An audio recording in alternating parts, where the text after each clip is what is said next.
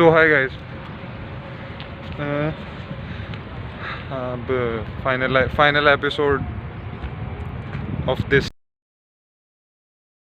lesson or series, whatever you may call it. So yes, I've been really proud of my journey so far, the way I've told you about it. And yes, okay so मैंने सीखा क्या अपनी journey से, मतलब अगर मैं आपको सारे मॉड्यूल्स का सेपरेट बताने की कोशिश करूं तो मैं किस तरह बताऊंगा। सबसे पहले स्पीकिंग की बात कर लेते हैं। स्पीकिंग का ये सीन है कि आपको ज़्यादा से ज़्यादा नेचुरल रहना चाहिए। आपको फैंसी एक्सेंट नो वे, वो कभी भी ना करना। आपकी प्रोनंसिएशन अच्छी हो, आपके हेल्पिंग वर्ब्स का यूजेज अच्छा हो, ग्रामर टेंसेस वो तो ऑब्वियस है ना, मतलब हेल्पिंग।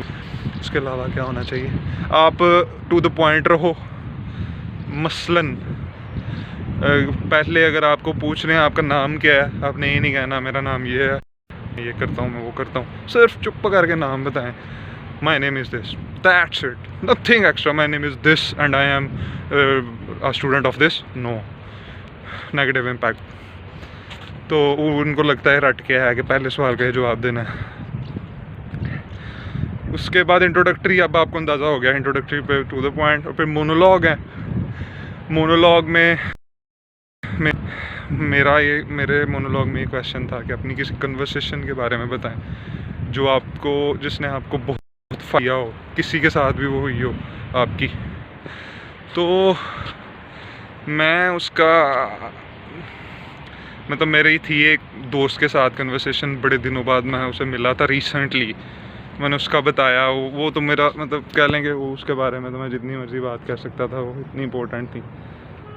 अगर समझ जाओ तुम जिसकी बात करूँ, मेरे ख्याल से 2018 के एंड की बात है। लाहौर में हम हॉस्टल में इकट्ठे होते थे और फिर मैं तुमसे मिलने आया था। अगर देख रहे हो तो समझ जाना चाहिए। अच्छा, बहरहाल मोनोलॉग में आपने उसी बारे में अब बताना है, कन्वर्सेशन के बारे में। थोड़ा सा हट सकते हो, थोड़ा झूठ बोल सकते हो, थोड़ी एड अप चीज़ें कह सकते हो, हट इस मामले में सकते हो कि उसमें भी कोई एटलीस्ट थोड़ा लिंक हो उससे। मतलब मैं बता सकता था उसमें कि मैं फैसलाबाद से स्पेशल मिलने गया क्योंकि उसका लिंक था, मैं मिलने गया तो फिर मेरी कन्वर्सेशन हुई ना।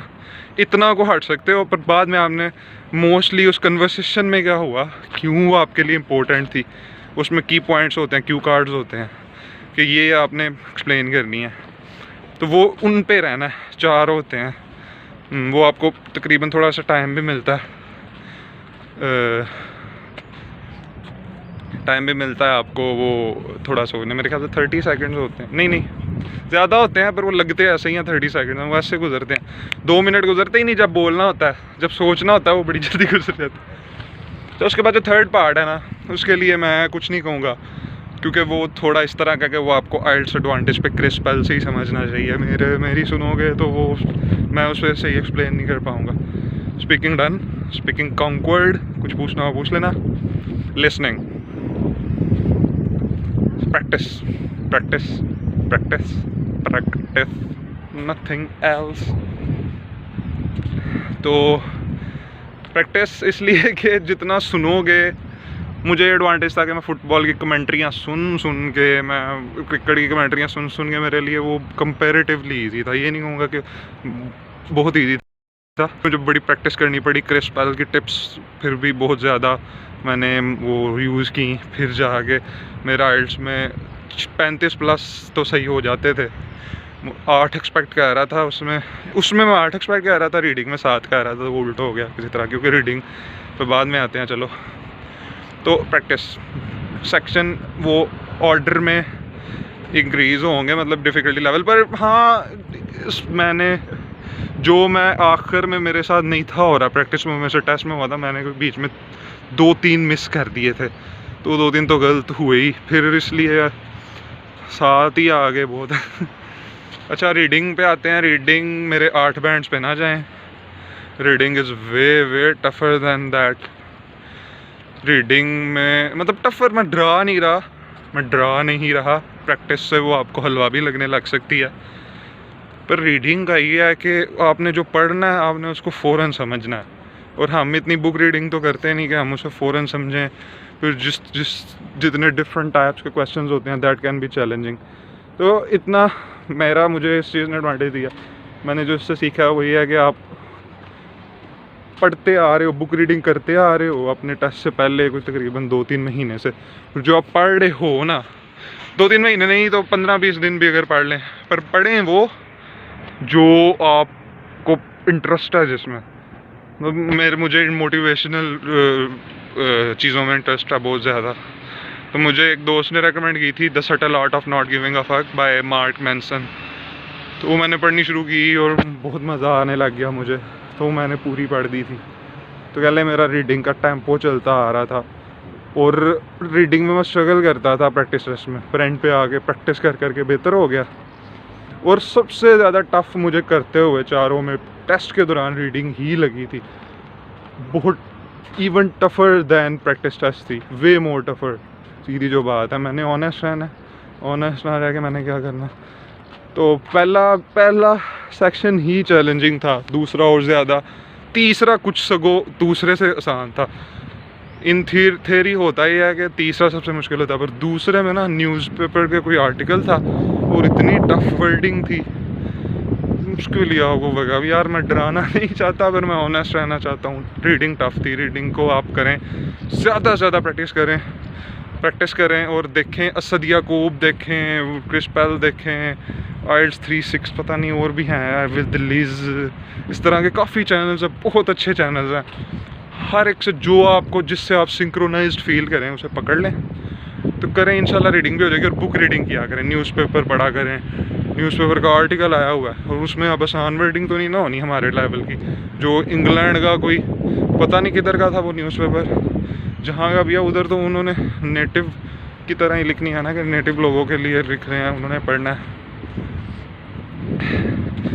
कौन सी writing, my favourite part, I love writing. तो इसलिए राइटिंग की मुझे बिल्कुल टेंशन नहीं थी। तो उसमें साइमन आ गए। तो मैं सीखा कि फिर भी क्रिस पेल को मैंने फॉलो किया। और राइटिंग में 7 लेने सबसे मुश्किल होते हैं, क्योंकि राइटिंग मैंने बड़े देखे हैं 8.5, 8.5 पर आते भी हैं, 8 भी आते हैं, बहुत रेयर पर आते हैं।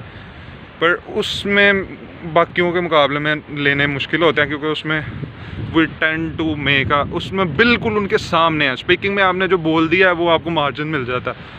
राइटिंग में जो आपने लिख दिया है वो उन्होंने यही कहना कि ये पत्थर पे लकीर है तो इसने पत्थर पे गलत लकीर लगाई है, टेढ़ी लकीर लगाई है, तो इसको हम कैसे दें। तो उसमें लेने मुश्किल होते हैं। उसका यही है, क्रिस पेल को फॉलो कर लो। मैंने छाप दिया था क्रिस पेल, उसकी वीडियोस देखो, छापो क्रिस पेल।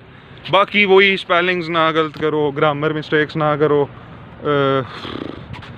और ये मैंने उसी से सीखी हुई हैं चीज़ें कि ये सिनोनिम्स यूज़ करो मैक्सिमम।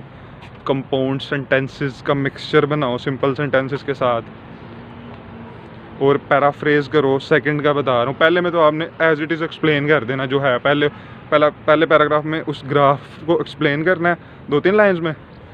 फिर उसमें जो डाटा उन्होंने दिया हुआ है वो अपनी वर्डिंग में, बस ये मेक श्योर करना है कि रेपिटेटिव वर्ड्स ना हो, ग्रामर मिस्टेक्स ना हो, स्पेलिंग मिस्टेक्स ना हो। और सेकंड में आपने क्या करना है, ओपिनियन ऐसे का मैं बता देता हूँ। मैंने वही ओपिनियन ऐसे का ही सिर्फ फ्री था, बाकियों के लिए उसे $200 देना पड़ना था। तो मैं बड़ा डर रहा था कि कोई और आ गया, मुझे तो सिर्फ ओपिनियन ऐसे आता है, उसके ट्रिक्स आती हैं। पर वो ट्रिक्स क्रिस पेल ने कहा था कि अप्लाई हो जाएंगी, तो भैया हो गई। क्रिस पेल पे आपके भाई ने अंधी तकलीफ की क्रिस पेल की। मैंने कहा भैया आप जो कह रहे हो वही होगा, वो उसी बेस पे हम बस जा रहे हैं देने, तो बाकी अल्लाह खैर रखे। तो वो मुझे आ गया यार, कौन सा आया था, रीजंस, कॉजेज एंड इफेक्ट्स आ गया। तो मैंने उसमें भी उसी पैटर्न से लिख दिया, सैमन आ गए। अल्लाह का शुक्र है। तो ये है कि उसमें भी आप उसको ओपिनियन ऐसे कि आपको फ्री मिल जाएंगे। वो भी मैंने थोड़ी देर पहले शेयर किया था फेसबुक पे, उसका फ्री कोर्स आया हुआ था, तो वो आप जाके लें। वो तो मैंने छापा था, इसलिए मैं उसका क्या एक्सप्लेन करूँ। वो भी इसी तरह जैसे फर्स्ट है, बस उसमें थोड़ा सा नॉलेज बेस्ड होना पड़ता है। और वो कैसे होना, वो ये भी हमें बता रहा है कि नॉलेज बेस्ड कैसे होना है। उसकी भी ट्रिक्स हैं। आपको किसी चीज़ का बिल्कुल नहीं पता है, उसे कैसे लिखना है, उसकी भी ट्रिक्स हैं। तो आप जाएं, क्रिस्पल को देखें, ज़्यादा से ज़्यादा देखें।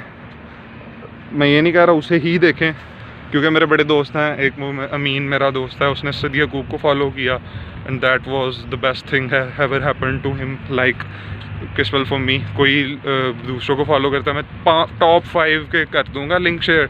अब एक दिन बैठ के 5 की एक वीडियोस देखें, बस फिर डिसाइड कर लें, वो शुरू हो जाएं उसे फॉलो करना। सारे ही अच्छे हैं। मैं बायस्ड रहूँगा क्रिस्पल के लिए, पर मैं फिर भी 5 शेयर करूँगा डिस्क्रिप्शन में, तो आप उसे देखें। और बाकी सीन्स, सुकून। अफ्तारी का टाइम होने वाला है, सनसेट, बादलों में सन भाई छुपे हुए हैं। तो ओके, बाय बाय, अल्लाह हाफिज़।